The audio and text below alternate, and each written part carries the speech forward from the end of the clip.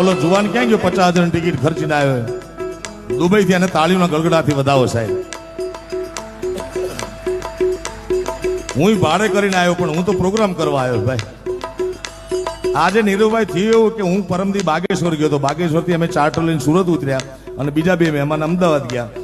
સુરત થી રાજકોટની regular flight આવે 4,000 વાળી, એમાં હું રાજકોટ સુધી આવવાનો હતો, પણ એ ફ્લાઇટ કેન્સલ થઈ આજે.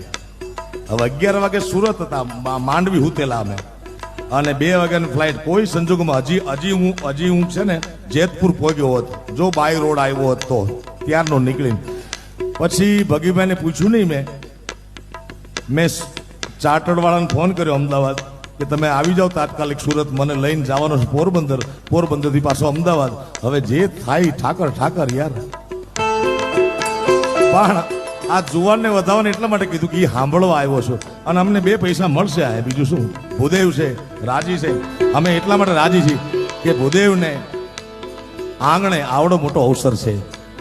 અને ભૂદેવ, નીરુભાઈ, તમને ઓનેસ્ટલી વાત કરું, આ સંગીતની સાક્ષી, હું કલાકાર છું, વ્યવસાયિક કલાકાર છું, પણ સાવ વ્યવસાયિક નથી.